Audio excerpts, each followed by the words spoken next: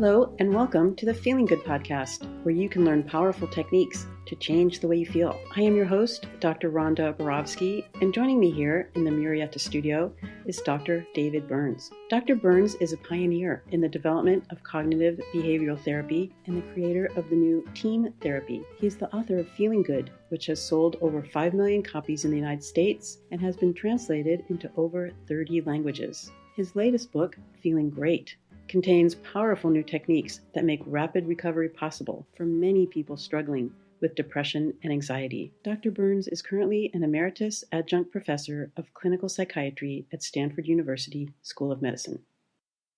Hello.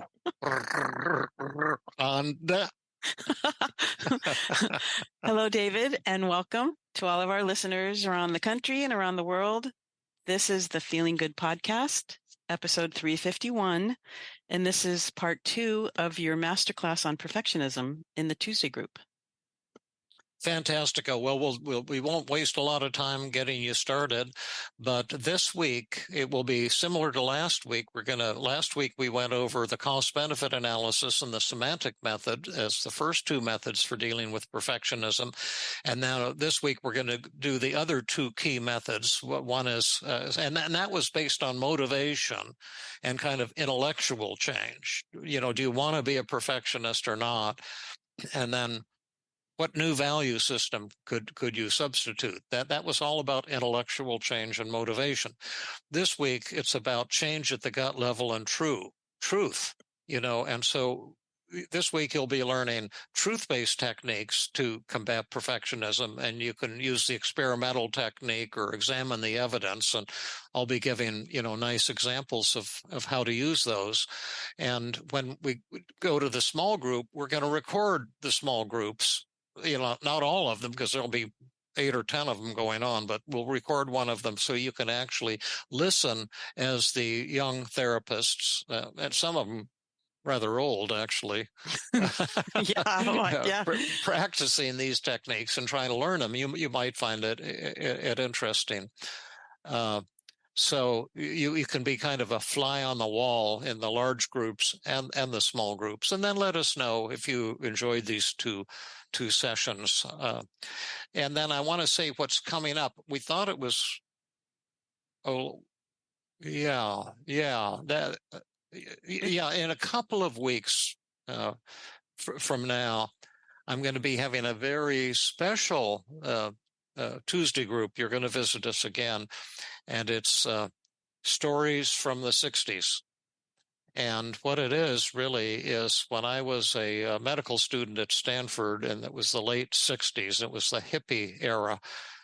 And I was cutting an awful lot of my medical school classes. Sometimes I wouldn't even go to the medical school for, like 2 or 3 months in a row, because there were so many fascinating things going on. And I kind of wasn't I didn't have a good aptitude or a good interest in medical school. I was like a fish out of water, but wild things were going on. You know, Ken Kesey was around and his merry pranksters, and there was the human bee in, and everyone was dropping acid, LSD, and just, it was a wild and fantastic magical era.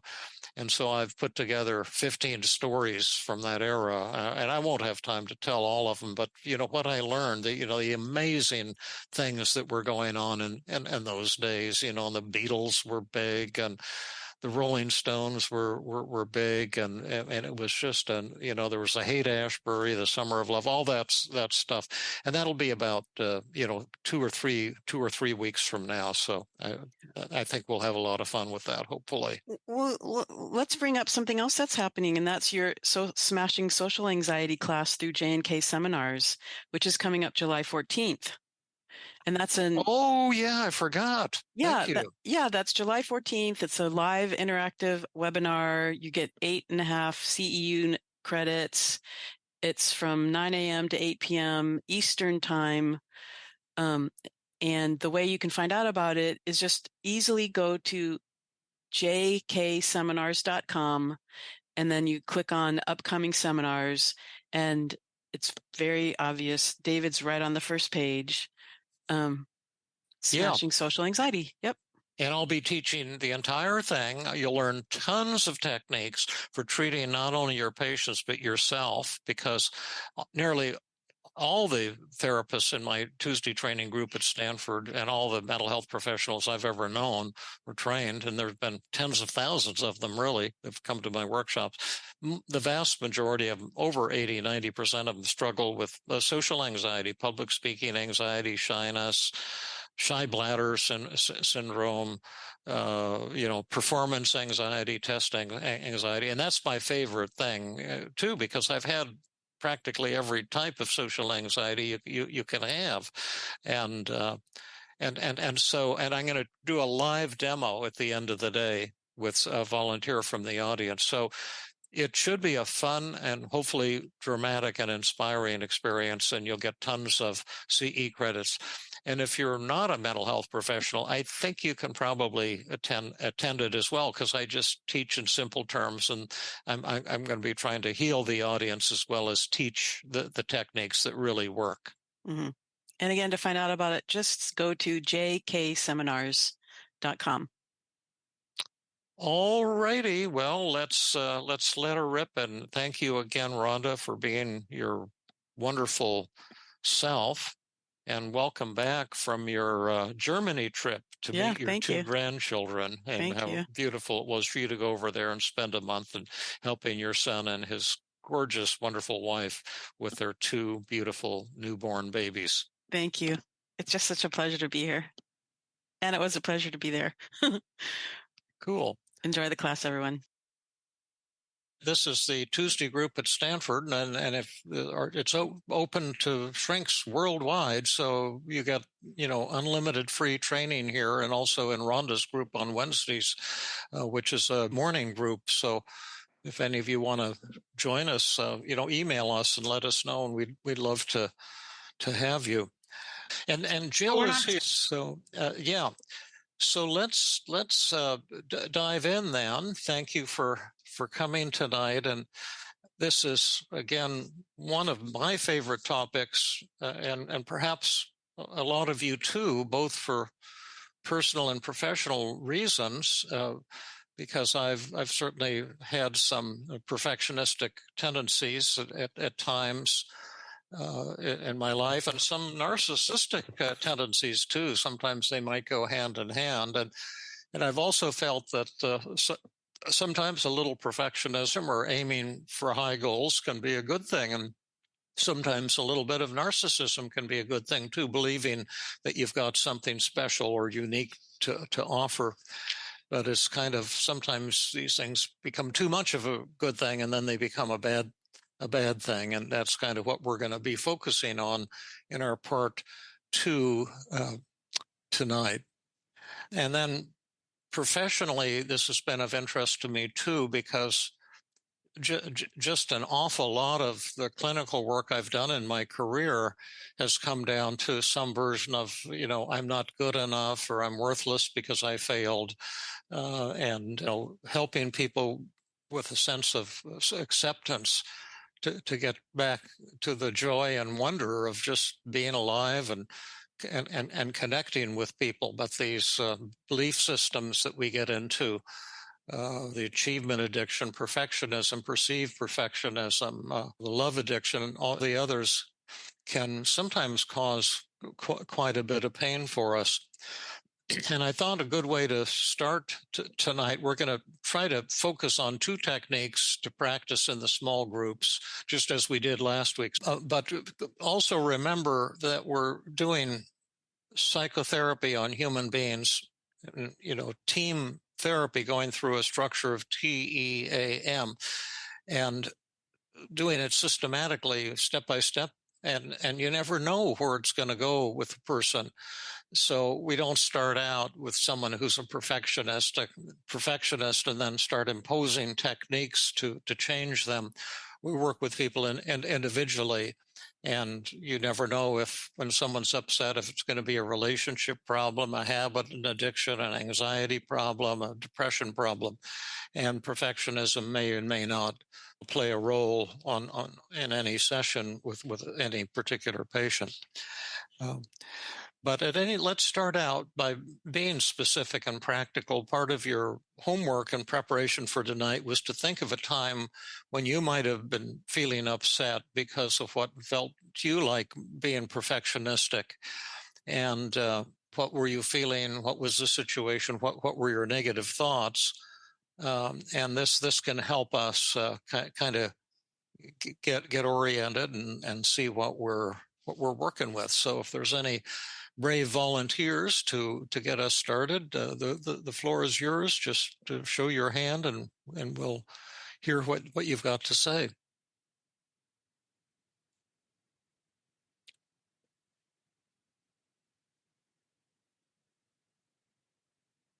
And we're actually going to open with just 20 minutes of silent meditation.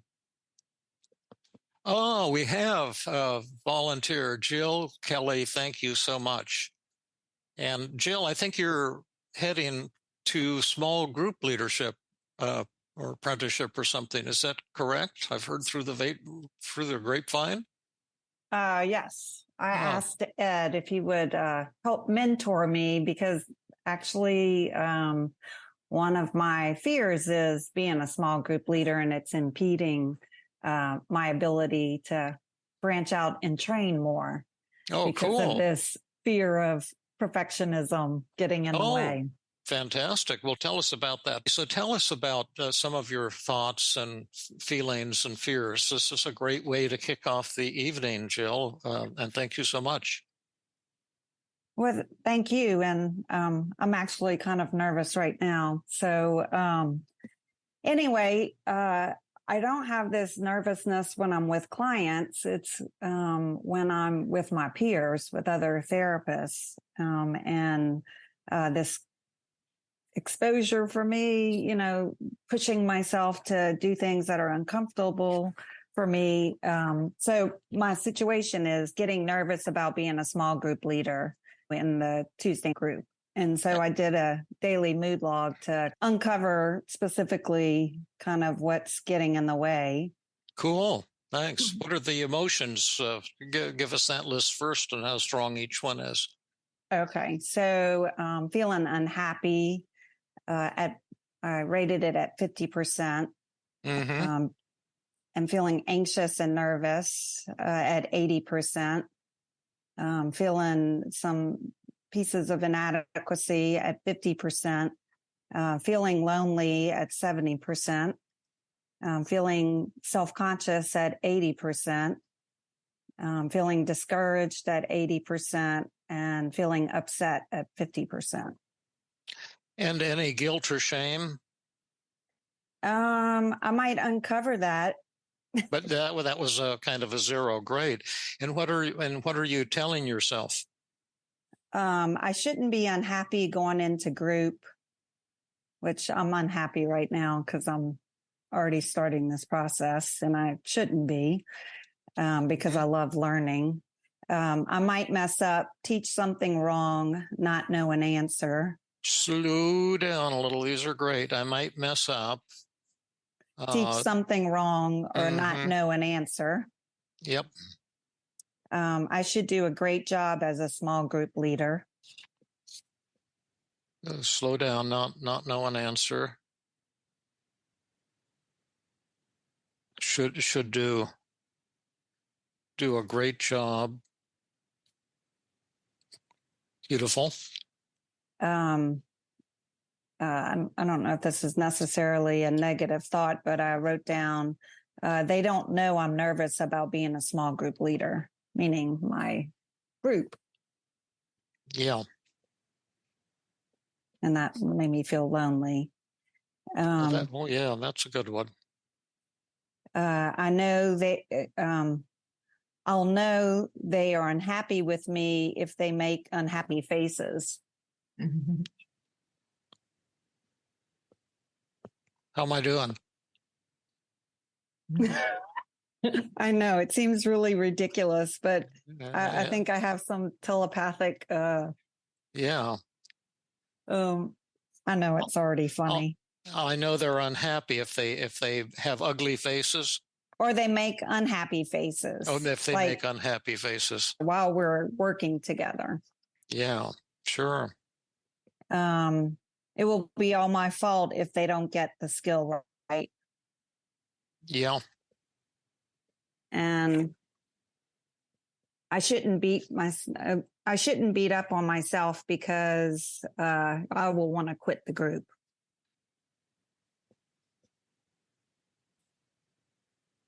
Great. And we didn't ask you how much you believed each of those, but what is your, say, approximate belief level on those kinds of thoughts? Well, they were between 50 and 100. And can you tell us the 3 or 4 that are the highest?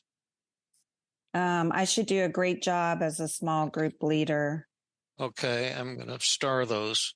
And I hope you're all writing these down because that's so helpful to me and to Jill when we're working, when we're teaching, when we're doing therapy. I'm kind of at a loss without doing that. And how much do I believe I should do a great job as a small group leader? 100%. Great. Okay. I might mess up, teach something wrong, not know an answer. Let me see. Yeah. I might mess up. Mm-hmm. And I rated that at 80. Okay, great. They don't know I'm nervous about being a small group leader at 100. And then the other 100 was I shouldn't beat up on myself because you will want to quit the group. Yeah. And how much do you believe that one? Well, I've already contemplated quitting, but I haven't. So 100%. So you believe that one 100%, right? Yeah. Okay.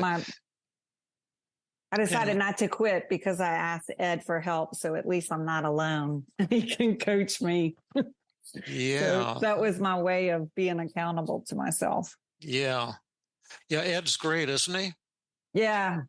Yeah. He's so cool. Yeah. He's one of my favorite people too. Thank you, Ed, for all you do and for who you are. And which of these 4 thoughts is the most upsetting to you? Probably I might mess up. Oh, okay, that's a great one. Now, one of the things we wanted to illustrate tonight is the individual downward arrow technique, because it's so key to finding out what a person's self-defeating beliefs are. And you can also start with a self-defeating belief and even do a downward arrow from this. And why don't we just do a little downward arrow from this thought? I might mess up in the group and not know an answer. And who would like to take Jill through a little brief downward arrow demonstration? Hey, David, I just wanted to let you know I already did it. Oh, did you? Great. Well, let's do yours then. Yeah. Demonstrate. Tell us, did you start with this particular thought even? Yes, I did. Okay, good. Okay. Well, let's just show us your stuff. You can do a solo downward arrow technique. Okay. So, that was the one that felt like it was causing the anxiousness is what gets in the way the most. And so the first one, I shouldn't mess up, teach something wrong, not know an answer. They will think I'm incompetent. Okay, let's all write this down. They'll think I'm incompetent. Now, before you continue with this, let me ask the group, if you were doing the downward arrow, what would you say next to Jill? Add a little bit more from that. Oh, okay. They will think I'm incompetent and strip me of my level 4 certification. I got really specific. There's something we need to talk to you about after the group. I know it's ridiculous. I recognize that as I was doing it, but well, I hope you don't think we're laughing at you because no, I'm laughing at myself because as I wrote it, I couldn't believe what I was writing. That was one of my thoughts when Beck criticized me in Philadelphia of the way I'd handled a fee thing with a patient. And on the train home, I had the thought, they're probably going to ask for my license and I'll be banned from practicing in Pennsylvania. Isn't And that horrible? it seems so true at the time. So who would like to continue? If you were the therapist, what would you say next? Well, if that thought were true, what are you afraid of? Mm-hmm. And what I wrote down was I couldn't tell clients that I'm a level 4 trainer and therapist. Okay. Oh, that's good. And let me ask the group rather than Jill. What would you say next if you were Jill's therapist? I couldn't tell patients I'm a level 4 trainer. What you do next is after you say good, write that down, because Jill already was great and she wrote that down. Right. You would ask the same question again. Well, suppose that were true and that happened, that you couldn't tell clients that you're a level 4 trainer and a therapist. Let's assume that that was 100% the case and it really did happen. What would be the worst thing that could happen after that? What would you be most afraid of? That they wouldn't want to see me. I wouldn't have the credentials of a CBT therapist. They wouldn't want to see me without the proper credentials. Right, as a CBT therapist. Mm-hmm. Sure. And then Heather, what would you say next if you were the therapist and doing the downward arrow?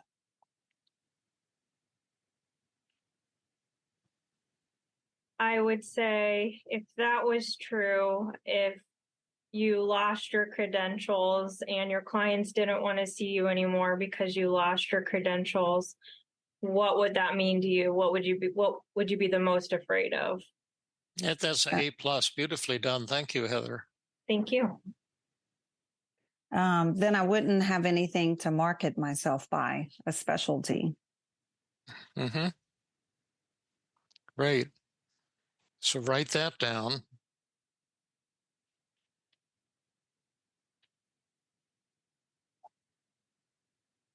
And then Michelle, what would you say next if you were the shrink?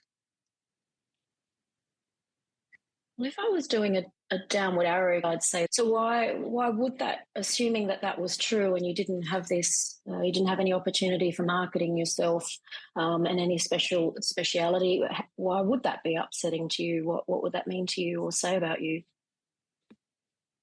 What I wrote down, which is kind of not very nice, I'd say I'd be a nobody. It's really painful. Okay, that down. Yeah, we'd write that down. I'd be a nobody. Mm. Great.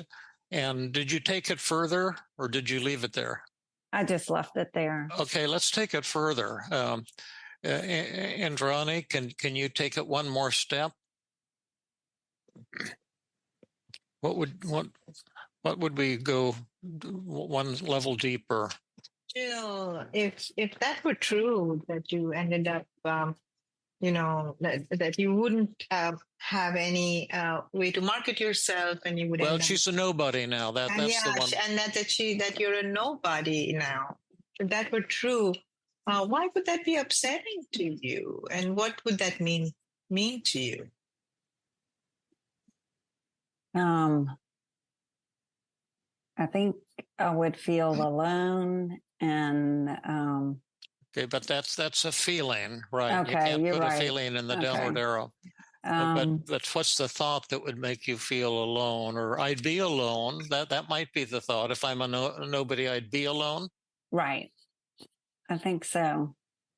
Okay, put that down. Thank you, Indrani. And you want to take it another step, Indrani? Yeah, sure. So, and if you were alone, and if that was true that you were all alone, why would that be upsetting to you, and what would that mean to you?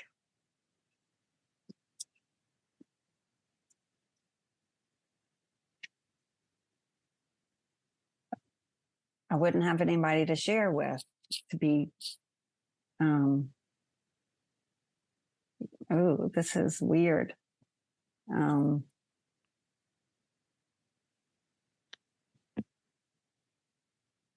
And if you're the shrink, you can do something called bracketing. When two thoughts are very similar and you're doing a downward arrow, you can just put them together and ask the question again, like, well, let's assume that you were alone and you had nobody to share with. Is there something negative about that? What would that mean to you, Jill? Why would that be upsetting to you? Well, because I enjoy sharing and being with people and helping. And if I was alone and didn't have any clients because I messed up or something, then I wouldn't have anybody to, maybe it's a bad thing, my ego, I wouldn't have anybody to help, you know. Okay. And then if you didn't have anyone to help, what would that mean to you? Is that bad? Yeah, maybe I wouldn't have a purpose. And then if I had no purpose, is that bad? What would that mean? Imagine I'm from Mars and we don't have purposes on Mars, and I'm trying to understand, would they, like, if you wanted to buy coffee at Starbucks, would they turn you down? Or like, what happens when you don't have a purpose?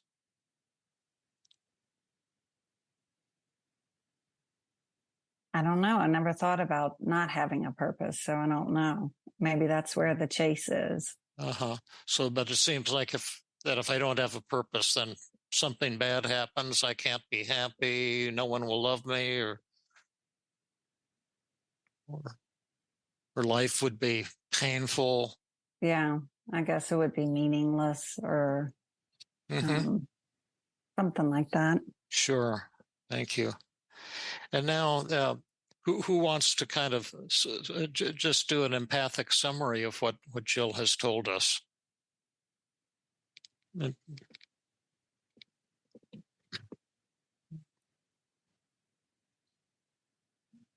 Ed Walton. Hi, Jill. Well,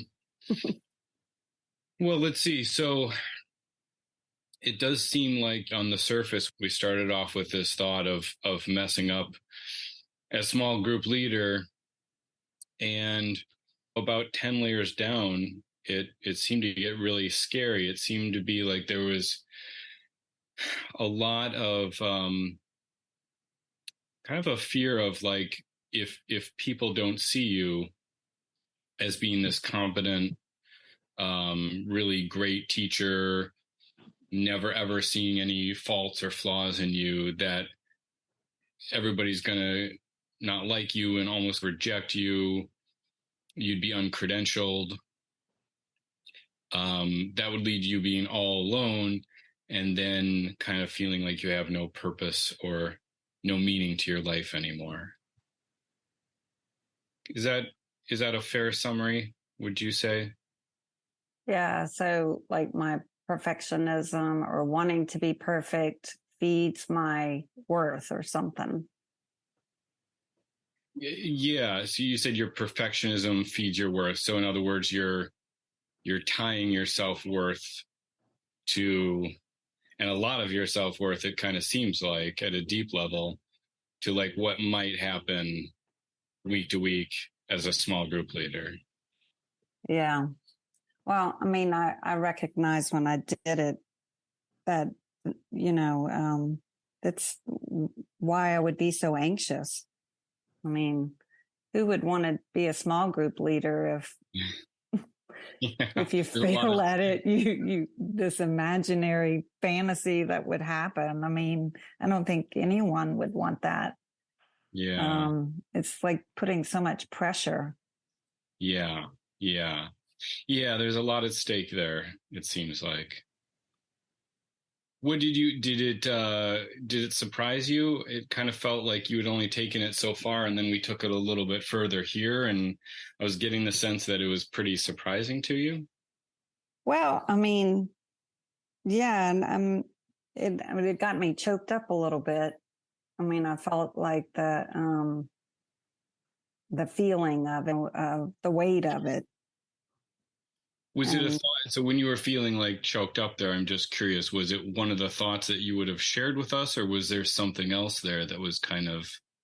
Well, I was kind of already prepared, and I didn't know that I was going to do this tonight. I was just preparing for small group, and I'm like, oh, I got this. I'm not feeling anxious anymore. And then as we did the downward arrow, it brought me back to the feelings, and I'm like, this is so crazy.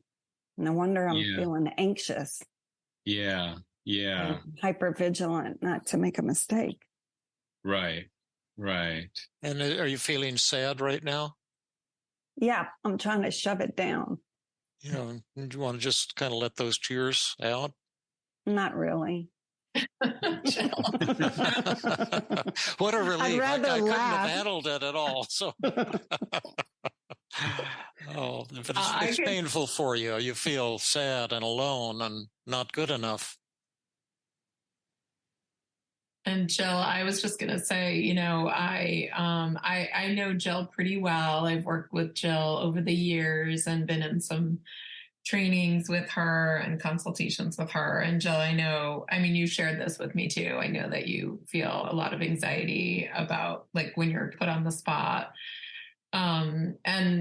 It just is striking to me that it's not just like that there's a lot at stake, right? That the downward arrow essentially reveals through multiple steps, but that you're telling yourself that if I mess up or if I don't know something, like this would happen, and then ultimately that my life would not be worth living, or that my life, I would have no purpose and life would have no meaning. And so it just makes me feel sad to hear, how much pressure you're putting on yourself. And I can understand why feel so bad that something that on some level brings you a lot of joy, like teaching and training and learning and growing, at the same time feels so kind of threatening to you. Yeah. And I keep thinking if I expose myself enough, then it'll go away. Mm-hmm. But, well, that's probably true. But I have some doubts, but we all do about anxiety. Exposure never looks appealing and never seems like it's going to help. But I admire what you're doing greatly. I think though also it's not just, I don't know if you mean expose yourself with like self-disclosure, but I think it's really about, because I think you've done a bunch of self-disclosure before, at least in, smaller groups that I've been with you.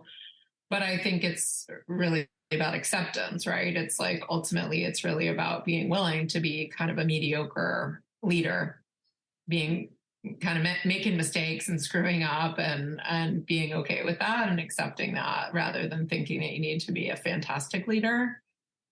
Right. So I'm just saying, so I think that self-disclosure only goes so far, right? Like David, when she's really, what she's doing is just beating up on herself and still hanging on to her high standards.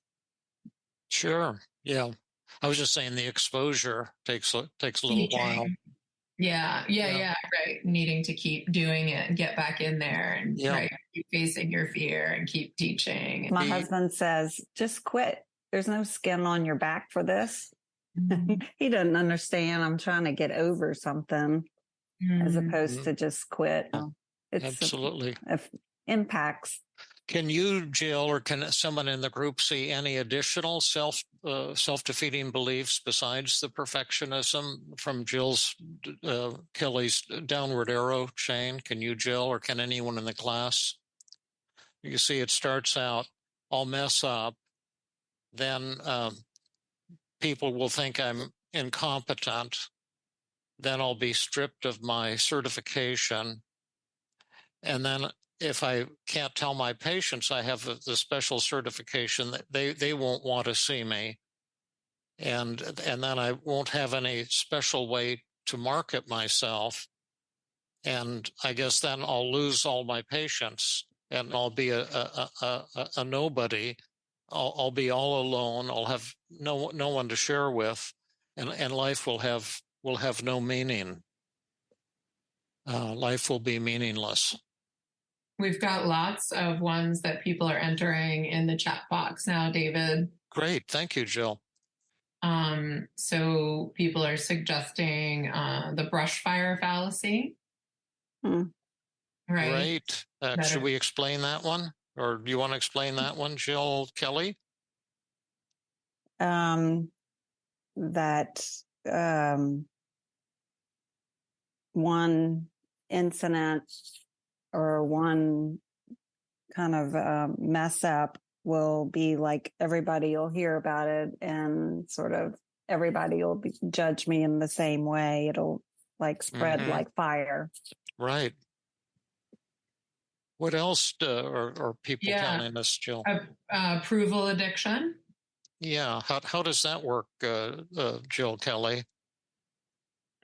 Well, approval addiction would be needing other people's approval to make myself feel worthy. Right. Good call. But what else? Perceived perfectionism. Yeah. What's perceived perfectionism, Jill Kelly? That one happens quite often. I believe that other people will want to see me as the imperfect. Yeah. Say that again. That I'm perceiving that other, like in small group, other therapists will want me to be perfect. And the students here too, right? Or right. It's just No, yeah. So that's that's a great list, because a lot of times these self-defeating beliefs are and mesh together, and perfectionism often doesn't go alone. It's often combined with many others. Were there any others? This seems like a great list. I think another big one is fear of rejection. Oh, fantastic. How would that work, Jill? The difficulty of feeling rejected and then just fearing or mind reading as if they are rejecting me and then have it as if my ego can't take it, so I fear it. So it makes you anxious so that it prepares you for rejection. Yeah. Yes, that's true. But also your belief that rejection would be inherently painful. I like actually how you have it written. I just pulled it up. If you reject me, like Jill, if others reject you, it proves that there's something wrong with you. And if I'm alone, I'm bound to feel miserable and worthless. Yeah. Beautiful. That really hits probably home. It's so embarrassing to recognize that I have so many self-defeating beliefs that I haven't overcome. And could you write that down as another negative thought? That's another should statement, right? Yeah. Right. I shouldn't have so many self-defeating beliefs. Right. Yeah. Yeah, because you've got 2, 4, 6, and I think 5 is the max. I know. Shouldn't have so many self-defeating beliefs. Well, you've given us a great one. Now, I'm not sure what direction to go in, because you've given us so many. But we're dealing with perfectionism, so I don't want to throw us off. Can I share one other one that Heather just said that I also think is interesting and worth thinking about? And David, you often bring this idea up, but with such intense anxiety and fear of criticism, there's also this perceived narcissism, which is the people that I care about, or members of the group, et cetera, are demanding, manipulative, and powerful. Maybe not manipulative in this case, but it's the idea that, like, if you are so worried about being judged by others, basically it means you see us as threatening, judgmental, harsh, critical, demanding. Beautiful. Yeah, that's great. That's brilliant. Yeah, absolutely. Yeah, that's kind of embarrassing too. Man, I'm not too good of a person. My ego's in bad shape. This is a little bit hard for you right now. Is that right, Jill? Yeah. You're being very brave. Let me ask Jill Levitt a question here. A couple of directions we can go in now, and because Jill Kelly has given us something really wonderful, and the fact that there are all these other self-defeating beliefs meshed together like a rope or something like that makes it even more helpful, I think, for us, for the teaching, for experiencing, for understanding you. A couple of things that we're also going to be doing tonight would be using a couple tools to challenge perfectionism, externalization of voices, and also truth-based techniques, the experimental technique. And I can see that we could perhaps demonstrate both of those right now, and then break into small groups and have the small groups practice one of those two. Would that be of interest to you, Jill Kelly? Yes. And I think especially, I think the feared fantasy because of. You will do that too. Yeah. Absolutely. That's going to be a huge one. Yep. Yeah. Well, again, I'm just shooting from the hip, Jill Levitz here, so I'm not definitely in love with anything, and we're not doing a whole lot of positive reframing or whatever. Right. But this might be a experimental technique. Might be a nice place to start. Yeah, meaning like a survey technique or like yeah. Right. Yes, there are a number of self-defeating beliefs, but certainly the perfectionism is driving a lot of it. And just like with cognitive distortions, one can have multiple cognitive distortions, and there's a lot of overlapping features. The same goes for the self-defeating beliefs. So I'd say I feel comfortable, even though Jill is saying, oh, wow, I have all these self-defeating beliefs. I think working on perfectionism totally makes sense. And it's kind of at the root of a lot of them. And then I think we could say that there's probably at least two different experimental directions you could go, and you could set up an experiment to like test the belief. And you could also do the survey technique, right? To also kind of do a live experiment or collect data. I think that's a good place to start. Yep.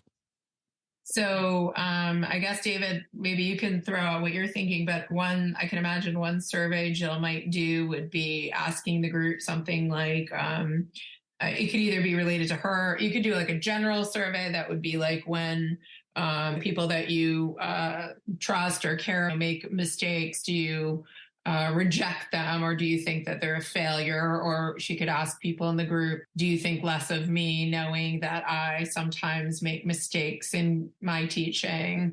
And feel insecure. Mm-hmm.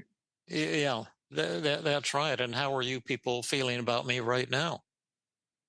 Seeing that I have all these flaws. Yeah. I mean, I have, my brain does go in a couple different directions, because I think a survey on just how are you feeling about me knowing that I'm flawed, we would have to ask Jill if that feels like it would target her perfectionism, versus like if you were in a group with me and I didn't know the answer to a question, I taught you something that wasn't quite right, and you didn't like actually know if I knew my methods, would you think less of me? Yeah, right. Something like that. I don't know. These are just ideas I have, and maybe we can. And if I didn't know the answer to your question. Yeah, totally. Right. We're in a small group and I don't know the answer to your question. Would you think less of me? So we could also ask Jill what feels the most scary, which one feels most almost like triggering of her perfectionism, and then maybe have her use that as a survey. Sure. Jill, what do you think? You've heard our conversation. There's a couple different survey options you'd have. What are your thoughts? Well, when I get most anxious is if I think, like, if I didn't feel like everyone was happy at the end of the group, and they don't do a feedback form, or I don't know how they're feeling. So it's usually that's when I get most anxious, is I don't know if I even made a mistake, but, I start being anxious after a group, not knowing if I did a good enough job or not, or if people weren't happy. So I guess I'm thinking about that's is your question though, then, like if I did a kind of So job teaching, would you be unhappy at the end of the night? Would you be unhappy with me? Yeah. Would you be unhappy with me? And that seems so ridiculous because why is my worth based on if they're happy or not with the group? I don't know why. So I'm sure that's another self-defeating belief, or it, hits my self-worth. It's so ridiculous. I need everyone's approval to feel happy and worthwhile. Yeah. I mean, it just reminds me of like codependency and stuff. Like, why? Mm-hmm. But right now, there's nothing you'd want to ask. It sounds like there's nothing you'd want to ask the group by way of an experiment or a survey. Well, thank you for saying it like that, or giving me the option again. I guess my question might be like, do you judge the group leaders when you're in group? Or I'm struggling a little bit. Sure. Well, you're struggling right now, right? And you don't know the answer? Right. And would you be interested in getting feedback about that? Yes, I would. Okay, go for it. So like calling someone to see how it looks that I'm struggling to come up with an experiment question. You're the group leader, so you're in control, but you have a volunteer already, Valerie. Jill, I just wanted to say you've been my small group leader because I was in the beginner group and you were my small group leader. And I don't think you were perfect. I do think you made some mistakes and I loved you. And I thought I learned a lot and it was great. And I just wanted you to know that the people I admire most, the teachers I admire most, including the wonderful, superb teachers in this group, Jill Levitt and David Burns, I don't always think everything they say is perfect, and I've definitely seen what did you say? mistakes. And I greatly admire them, and I greatly admire you, even though I can't like pick anything out of my head. I'm sure you weren't perfect because I don't think anybody's perfect when they're leading a group. And I also just want to say that like sometimes people aren't happy at the end of a group and it has nothing to do with the group leader.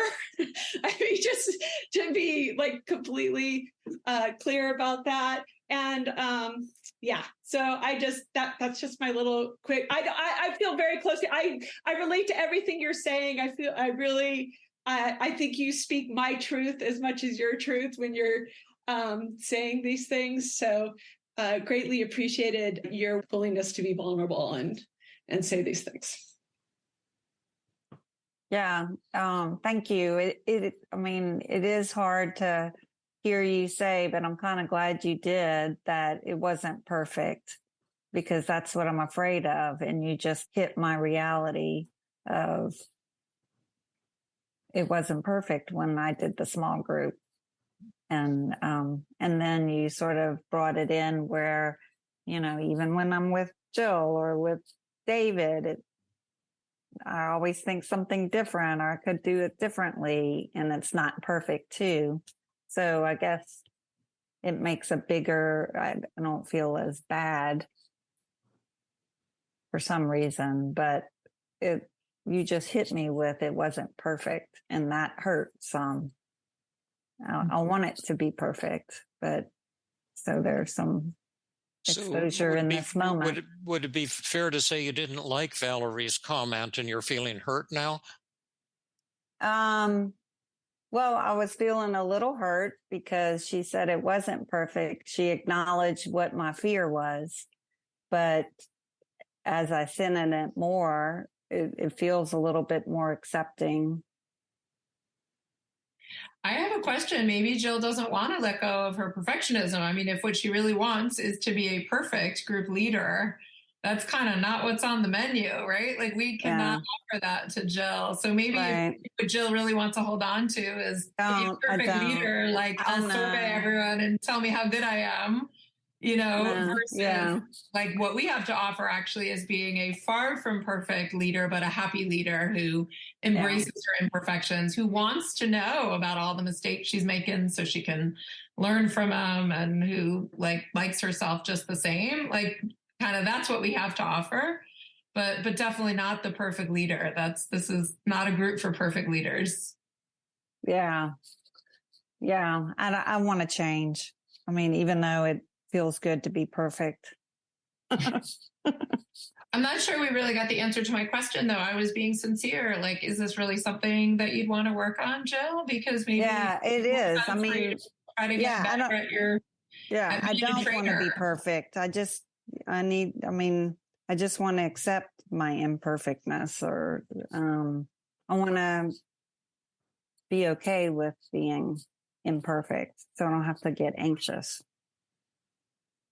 So maybe the feared fantasy is the way to go if we really need to. I mean, I know that's not the plan yet, David, but I feel like what Jill's saying, she probably needs to hear a lot of Valerie saying, Jill, you're like a pretty good group leader, but you definitely do make some errors, and I like you just the same, or I even like you better, like, because it sounds like that's what's really hard for Jill to hear and accept, that she isn't perfect. Well, let's do some feared fantasy. I kind of like your thinking, Jill, and go where the energy is.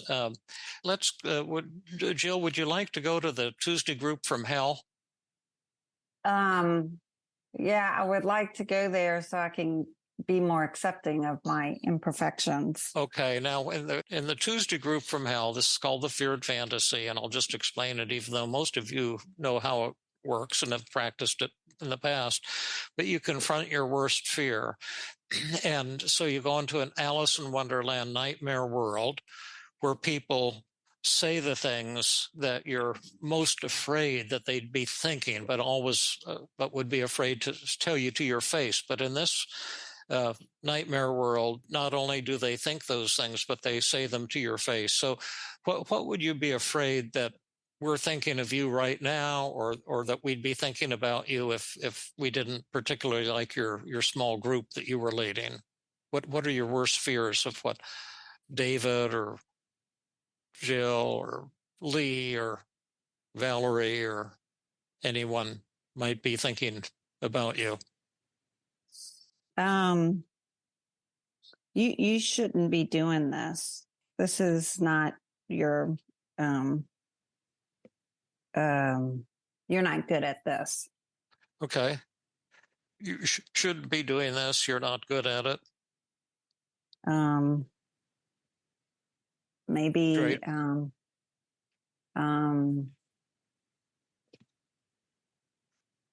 Those are two so far, and they're really excellent. Can't you like get quicker? Can't you just You're too slow. Tell me, can't you just tell me what the rules are, what the method is?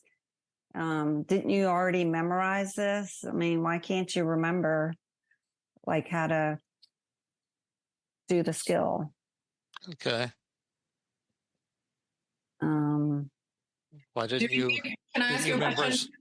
If this is a self-defeating belief, feared fantasy, don't we need to be hitting her with this self-defeating belief? I mean, don't we need to be saying, Jill, I hear that you made a mistake in the group, and therefore I judge you. You're not perfect, and therefore you're kind of worthless, right? Like, right?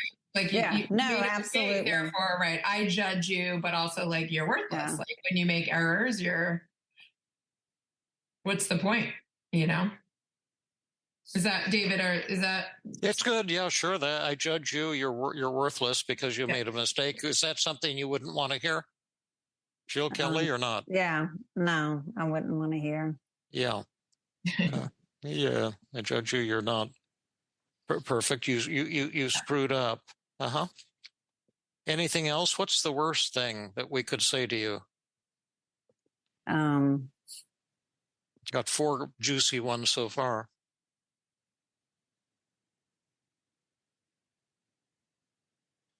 What is the worst thing? Hard to think about. I've lost respect for you. I thought you were something special.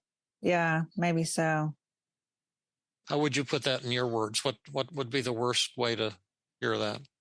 Gosh, I never really thought, this is kind of hard for me because I haven't done that part before where I think about what actually I think I'm afraid of, what's opening the door of the monster Horror, and the what door they're of saying. horror.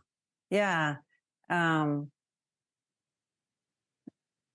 Maybe like some anger or something like, Sure. What would be an angry statement? like, something like, you're terrible. Yeah, you're terrible. You should be ashamed of yourself or something. Or yeah, you should be ashamed of yourself. How about you're not good enough? yeah, That one too? yeah. I'm thinking, yeah, I'm sure people could be even more ferocious. It's just hard for me in the moment to think that critical that someone is saying it, though. Sure. Or thinking it. I wouldn't want them to think that. Okay. Do you want to give this a shot? Yeah, I think it would be at least make me think that it's not the end of the world. It might make me cry, but I won't melt. Alrighty. We came up with 6 thoughts. Raise your hand if you wrote them down. Great. All of you with your hands up can participate in this exercise. Who would you like to attack you first? Jill. It doesn't Amy, matter. Amy had her hand up. You want to kick it off now? In this exercise, we're going to be Jill Kelly's worst fear, and we'll do role reversals back and forth until we knock it out of the park on these kinds of statements, and then you can see if you can knock it out of the park and overcome this fear. That's our goal. Is that okay, Jill Kelly? Sure. Yes. Okay, go for it, Amy. Amy's going to be the group member from hell who's maybe a kind of perfect group leader and looking down on Jill Kelly for being, having lots of imperfections. Yeah. Yeah. And verbalizing any one of these 6 thoughts. Okay, here goes. Yeah, Jill, you shouldn't be doing this. You're just not good at it.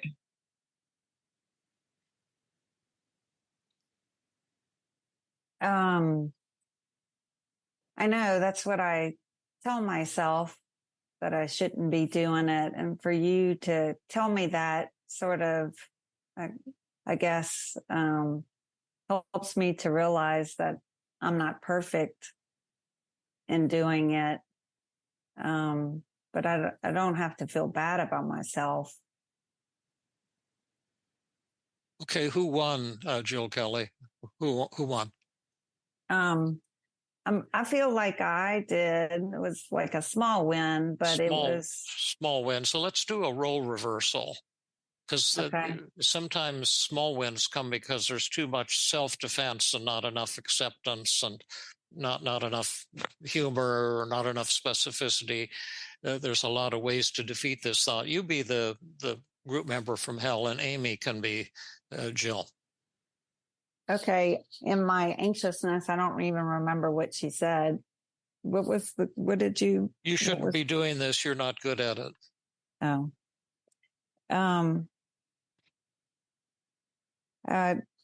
Jill, I just want to let you know that you shouldn't be doing this. You're not very good at it. Yeah, you know what? I do have tons to learn. I could be a lot better at this. It actually sounds like maybe you have something you could teach me. I'd love some tips on how I could improve. Would you be willing to share? Oh, that's interesting. Okay, well, you won that. Sort of with acceptance and asking for your critics' help. Did she win big or small? It was bigger than mine. Big or huge? It wasn't huge, but it was getting there. Cool. And you say it's because there was more acceptance? So there was acceptance, and then having humility just to ask the critic, could you help me? Yeah. Since you do such a good job. Right. Maybe I can learn from you. Yeah, and I think we can get to huge if we add the concept of be specific. What did you observe that I was doing wrong? Because I'd love to do it. Let's do another. I'd love to learn how to correct it. It's not even because you're such a good leader. It's just that, like, when someone criticizes us, there's truth to their criticism, and all we have to do is humbly be interested in learning from that criticism, and then it's no big deal, right? So it's this idea of using kind of stroking, inquiry, be specific to learn from the criticism. Yeah, befriend the critic from hell. And that's the way you defeat it, paradoxically. So try a role reversal back again. Are you ready, Jill? Yeah, sure. Yeah, so you shouldn't be doing this. You're not good at it. Well, that's kind of where I am. Not good at it, but could you seem to know what I might not be good at. Could you give me some specific feedback so I can get better at it? Okay, who won? I felt stronger in that I won. Did you win big or small? I think I still run pretty mediocre, not huge. Okay. You want to do a role reversal back? You want to try it with David? Sure. Okay. I'll be Jill, and you can be the David from hell, or the group member from hell, or the group leader from hell. Okay. And what will your name be? The group leader from hell. Okay, group leader from hell. I hear you want to talk to me, and I'm excited. I love talking to you, and I've watched you in group, and you're so awesome. What do you have for me? Well, Jill, I know that you've been watching me, and I just wanted to let you know, I wanted to give you some feedback, and thank you. Yeah, I've come to the decision that you shouldn't be doing this. Oh, well, that's disappointing, because I've been really learning and having a wonderful time here. But can you tell me what something specific maybe that you've seen me do that isn't up to speed, or some mistake I've been making? You're the person I love to learn from the most. That's awfully nice that you said that. But I just want to let you know that you get anxious, and a good group leader doesn't get anxious about what they're doing. And so I would like for you to stop doing that. Well, that's just so interesting what you're saying, because I've talked to so many group leaders, and 100% have told me that they also got very anxious when they started leading groups, and still do occasionally. But are you telling me, great one, that you never get anxious? I get anxious all the time. And it's, I thought that was just kind of part of the human condition, and motivates me to work hard and to learn. But I'm flawed in a lot of other ways too. You probably have no idea I have so many flaws. But have you never been anxious? Well, if you were perfect, you wouldn't be anxious. Oh, I have never. I'm not trying to be perfect. Listen, I'm a bundle of flaws. And, the odd thing is, a lot of my colleagues and students seem to really appreciate me, as flawed as I am. They seem to like openness, and, I have to have some skills to bring to teach them. But, were you expecting perfection from me? I'm going to have to question your judgment, because you sure misjudged me. Yeah, I guess so. Let's just stop. Who's winning? Well, I look ridiculous. Yeah, and why is that? Because I'm kind of picking on you, saying you need to be perfect. And you're just saying, like, that's not where my aim is. And why are you treating me different than other people? Because other people are imperfect. And Yeah. Uh-huh. You want to try it? yeah, I guess yeah, I would. Could I talk to you for a minute, Jill? You know Yeah. who I am. Yeah, you're that pesky person from Perfect Yeah, they Group call me Leader from Hell. they call me Mr. Big. And because I've got it all together, and I've seen you making mistakes and a lot of things that you could do better, and so I judge you. I know you do. But gosh, I mean, even when you say that, I like you so much because I learned from all your wisdom, and you do things so perfectly. But that's not me. But I think, man, you're a pretty awesome critic. And I think I'm lying. You're not very awesome. I think you're judging me too much. And I think I want to. I don't want to be part of your groups anymore. I want to hang out with the people who are less perfect. But I don't know if that's what you wanted to hear. Great. Who won?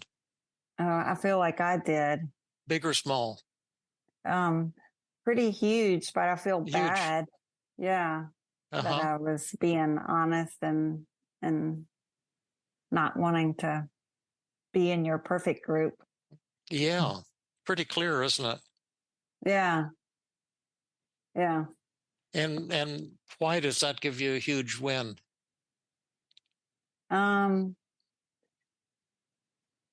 It's just the realization that the monster I don't want to be with anyway, because they're too perfect or they're not fun to be with. Yeah. I'd rather be with, Yeah, you're getting into enlightenment. Let's just do one more role reversal because I want to be the recipient of the attack again. I'll either be flawed David or flawed Jill, and you can be the monster from hell. Just hit me. So I'm the monster from hell? Yeah, and I'll be flawed Jill or flawed David or whoever you want me to be. I'm your worst nightmare. I just want to let you know that. Oh, no. Listen, I got my nightmares way worse than you. But anyway, what is it? Talk it to me. Well, I just want you to know that you shouldn't be doing this. You shouldn't be a small group leader. Oh, I love being a small group leader. I've been having a lot of fun and teaching and learning and making mistakes and doing some things right. And it's one of the great experiences of my life. I was really scared at first, but I'm loving it now. But did you notice something that I was maybe doing wrong that I should be doing differently? Teach me. I'm hungry to learn. There's so much I don't know. Well, actually, I feel like I'm kind of starting to change a little bit. You look like you're having more fun than me. I don't want to be the judger anymore. I'd rather be with you. You sure you want to be? Because I'm a member of the flawed group. The average group. Yeah. No, I think I like you better. Yeah. Is that helpful? Yeah. Why? Is. Because I want to have fun. I don't want to sort of be with a judger or a perceived judger. I don't want to entertain all that fear and anxiety. Yeah. But Jill, I saw you making a mistake. I know. Yeah. Well, it's okay. You didn't know the answer to my question, did you? I didn't. And, I don't particularly want to talk to you anymore. You judge me too much. And so I think I'm going to leave. I'd rather be with the fun group. Yeah. Awesome. Jill, how are you feeling right now? I don't know. I don't particularly want to talk to you anymore. You judge me too much. And so I think I'm going to leave. I'd rather be with the fun group. Yeah. Awesome. Jill, how are you feeling right now? Jill, how are you feeling right now? I actually feel pretty good. I mean, I don't want to be kind of in the judgy group. I want to be in the fun group. Yeah. If the fun group is more, so it makes me more accepting of flaws or whatever. Right. You'd have to want to be in the flawed fun group though, because right. We're not having fun in the perfect group. We're just having fun in the flawed but accepting group, right? Right. Yeah. So, Jill, say to David, I think you're pretty flawed. Say that to me. David, I think you're pretty flawed. Oh, absolutely. In fact, the older I've gotten, the more aware I've become of my flaws. And you know, I make many flaws every hour. I make flaws all the time, but I just love it. You know why? Why? I lowered my standards all the way from 100 to 0. And now everything looks good to me. I know. That's why I like being in your group. You're more fun than my group. We have to be serious and get things perfect and feel anxious. I want to be in a group that's more accepting and having fun. We're kind of changing our agenda for tonight a little bit, but you saw a lot of the things. We saw the truth-based technique, which wasn't terribly helpful in this case, but you saw the downward arrow technique, which was great. And we did feared fantasy, which is even better than externalization of voices. So if we were to break into small groups now and you could practice externalization of voices or feared fantasy, whichever you prefer. I think that sounds great. So let's break up, and as soon as the small groups are ready. Hi, Amber. Hi, Rhonda. Good to see you. It's good to see you. Hi, Carlos. And hello, hi, Sarah. everyone. And is it okay with you? This is the small group that will go on the podcast. Oh my God.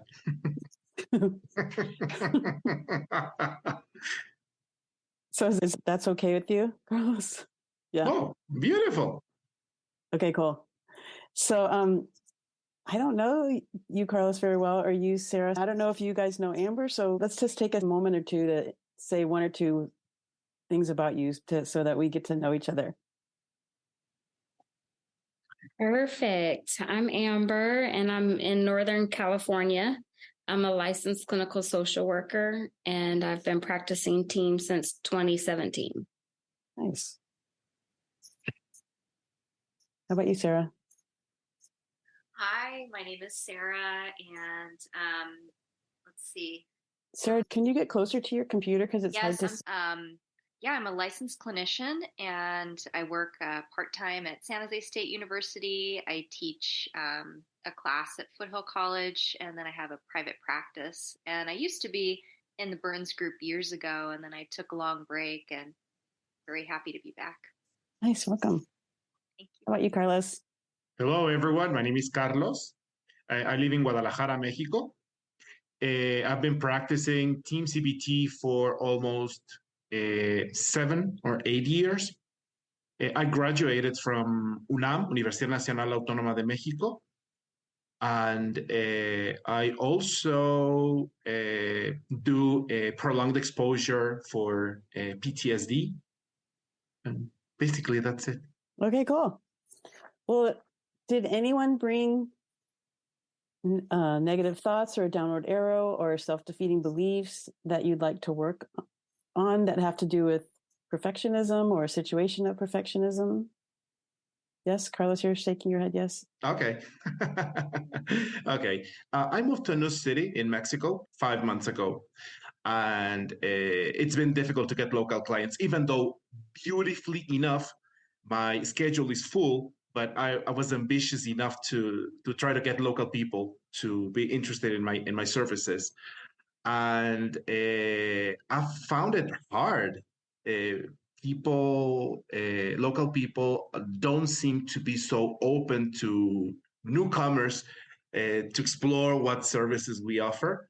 I don't think that there's anyone who does Team CBT here in Guadalajara, but I've gotten a few referrals, and I want to give the perfect image. I want to give them the idea or the image that I'm the perfect therapist, and I have failed to do so. It's actually the first time in my life that I've pushed myself to give that perfect image, and I found myself being nervous, and that's something that doesn't it's something that doesn't happen on an unusual basis, because fortunately, I'm usually very self-confident.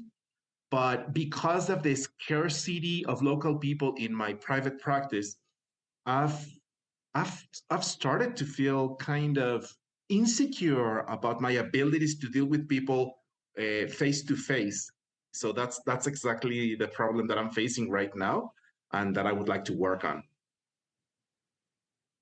Okay, Amber or Sarah, would you like to walk through the next process with Carlos, doing the downward arrow for 10 minutes with one of his key negative thoughts, and then move into feared fantasy for the next 15 minutes?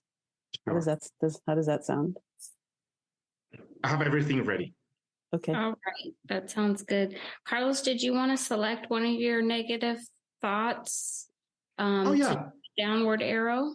I should appear perfect to potential local patients. Okay. I should appear perfect to potential local patients. Right. And do you want me to explain the downward arrow or just go right into it, Rhonda? Why don't you just take a moment to explain it? Yeah. So, Carlos, I'd like to introduce you to the individual downward arrow. And this is really an uncovering technique that we're going to use. And so you selected your negative thought. I should appear perfect to the local, potential local patients. And I'm going to ask you a series of questions that may sound similar, but it's really to get from this negative thought all the way down to the bottom of the barrel of what's really bothering you. So we're going to be looking and pulling up things that are more on the unconscious level. And I'm just wondering, are you ready to get started? Go ahead. Okay. So when you're sharing, I should appear perfect to potential local clients. And if you're not perfect to potential local clients, why would that be upsetting to you? And what would that mean to you? That would mean that I'm unable to show my expertise, my hard-gained expertise. Right. And if you weren't able, oh, good, write that down. Write that down. Sure.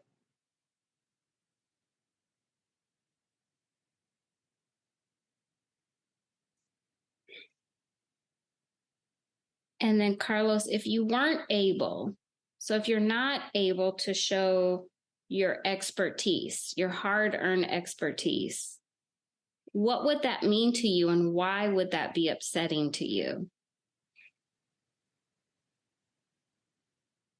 Probably other specialists would hear about my apparent lack of skills, and that could show that I'm not as skillful as I originally thought. Mm-hmm. Okay, write that down, Carlos.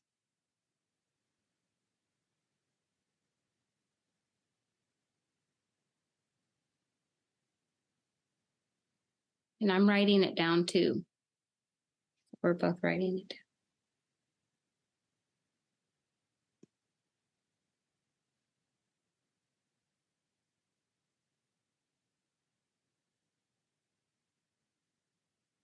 So, Carlos, if other specialists would hear about this, that your lack of skill, and that you are not as skillful as you originally thought, why would that be upsetting to you?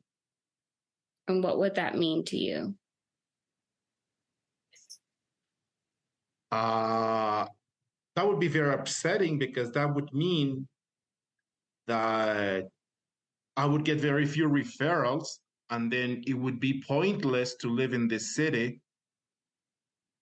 And I would probably have to go back somewhere else in Mexico, where I'm adequately recognized.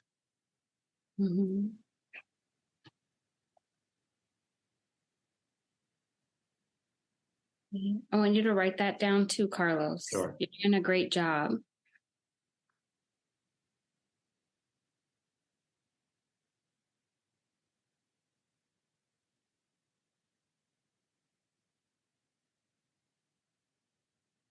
So, Carlos, if that were true, why would that be upsetting to you? And what would that mean to you?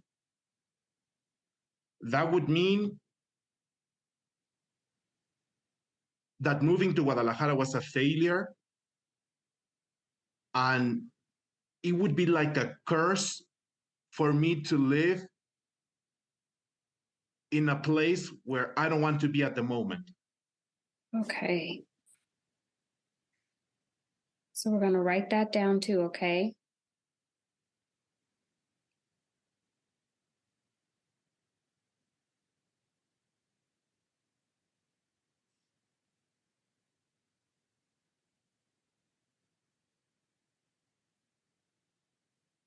And if moving to Guadalajara was a failure and a curse, and you didn't want to live there at that moment, why would that be upsetting to you? And what would that say about you?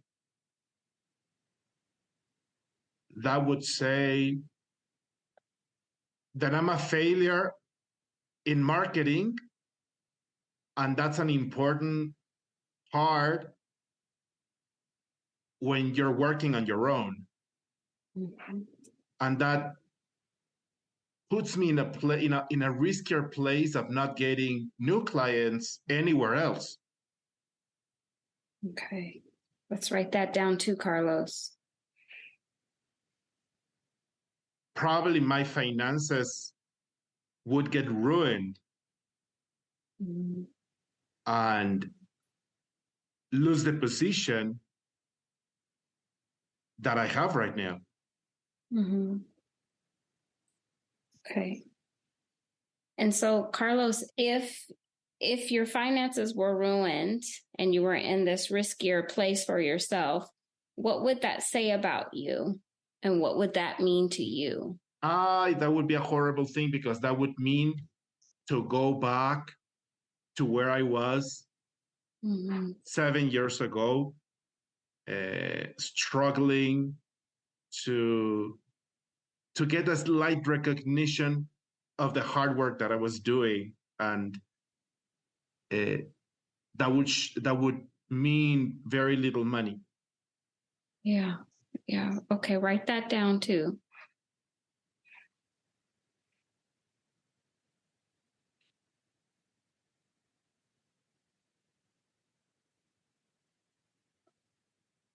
Rhonda, do you want to step in? Amber, you did a beautiful job. You explained it really expertly, and you walked him through the downward arrow really well. So great job. Thank you, Rhonda. Yeah, I loved it. We're focusing on perfectionism. Let's switch gears and do the feared fantasy. And so, Sarah, if you lean forward close to your computer, we'll hear you. Do you want to lead Carlos through the feared fantasy? I'm actually curious if it would be feared fantasy or externalization of voices, because I guess I get tripped up on that a little bit, because it is your thoughts, right? Or are you worried about what people? Well, I guess it's both, right? It's a mixture of both, actually. Right.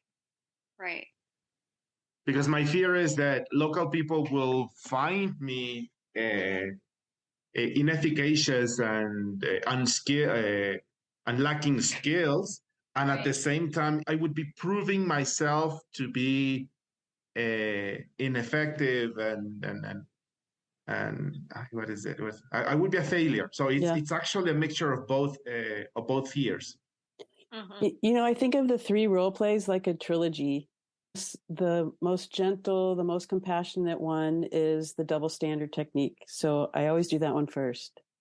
Okay. And then we move up the kind of confrontational ladder with the externalization of voices, where we're attacking somebody with their thoughts, and then they challenge them, and then we do role reversals until they can challenge them hugely. And then we move up the ladder of confrontation to the feared fantasy, where they're in a level of hell and all of their worst fears are just screamed at their face. So we're going to do feared fantasy then, or? Well, it's kind of a fun thing, and we just saw them do that in the larger group. So would that be okay with you if we did feared fantasy, Carlos? Excellent. Okay, let's see. Hopefully I set this up correctly.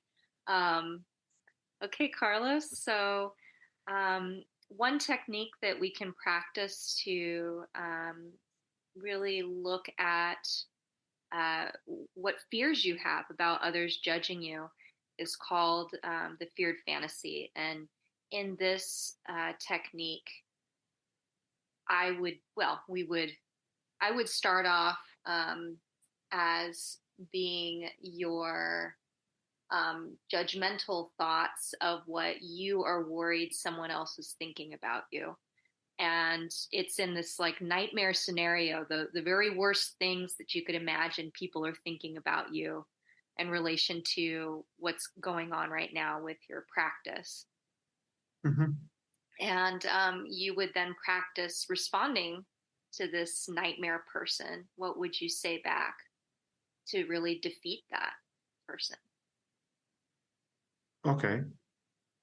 And then we'll take it from there. We're saying people will say the worst things right to their face, the worst things that they fear. And the best way to respond to criticism is starting off with some stroking and then some inquiry and then getting specific. Giving some options about how the person can respond to get started. So stroking, inquiry, and then acceptance. Yes. Beautiful. And be specific. Be specific. Beautiful. Yeah. So some ways that you can respond, if you like, is using some strategies like stroking, inquiry, and being specific. Okay, so what are some thoughts that really come to mind that you're really afraid the most that others are thinking about you? Well, probably the part that says, my finances will get ruined, and kind of that sense of helplessness really got on my nerves when I started saying it. So probably that's the most fearful. That's the most feared fantasy. So you're afraid that others are going to think about you? No. That I will get ruined. I mean, no matter whether others will think about no matter what others will think of me, like I will get ruined financially. Ruined financially. Okay. What other fears do you have? Well, yeah, of course, that there's also the fear that local specialists won't consider me professional enough or skillful enough for them to refer patients to me.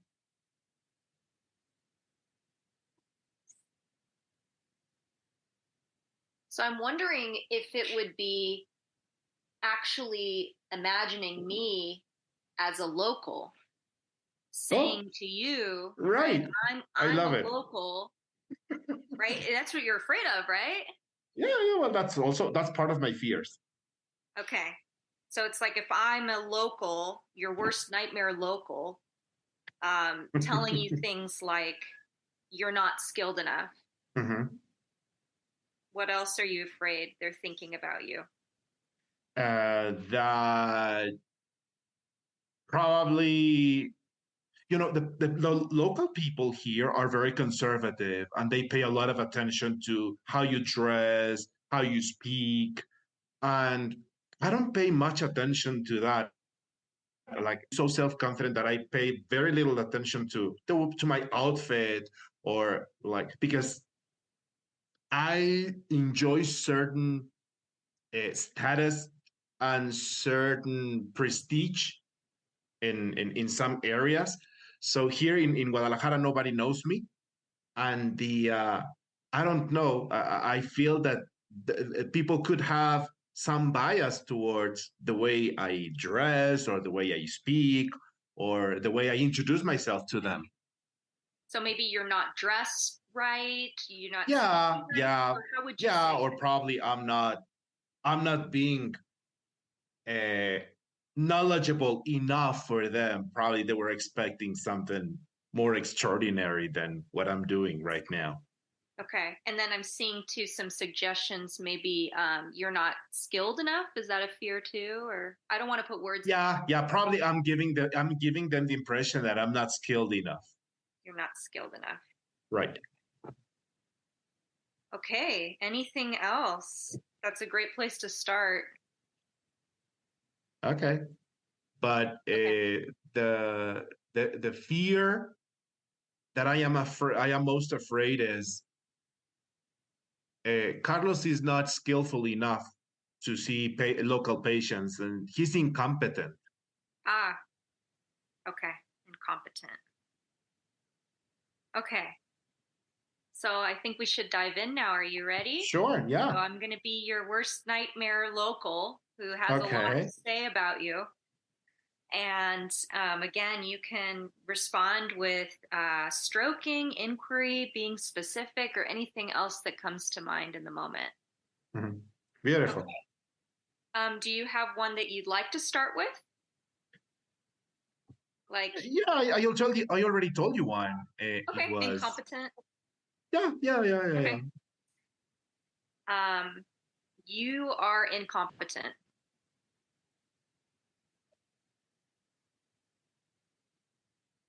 Yeah, probably I look incompetent right now because I'm nervous, and because I want to give you an excellent image. I usually I usually give people an excellent image, but right now I'm nervous because I don't want you to judge me. But fortunately, clinically speaking, I'm a very quite skillful psychotherapist, and my patients have achieved good results, and I love my work and I love what I do. And besides that, other people have been able to acknowledge it. So, yeah, I may look incompetent right now, and I don't like that, but it doesn't really show that I'm incompetent. All right. And how do you feel about that? Who won? It was a huge win. Yeah. Huge win for you. Fantastic. Yeah, because it's true, fortunately. Wonderful. Okay, so we're getting on a roll here. I'm just going to go in for another one since you had a big win. You're not skilled enough.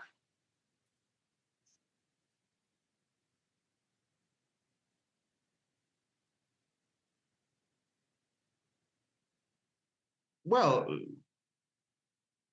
I might give the impression right now that I'm not skilled enough, but I would like you to please tell me why you got that impression. Of course, there is no perfect therapist.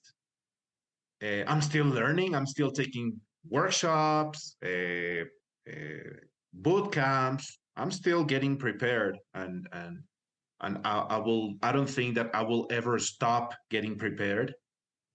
And as any other human being, I still make mistakes. But I would like you to please tell me exactly where I make mistakes so that I can polish that. I can work on that, and then flip this into a learning experience more than a shameful experience. And who won that one? I love. I won. Huge. Wonderful. You're doing great. Yeah, But Carlos, you know what? You're not dressed right. You're not talking correctly.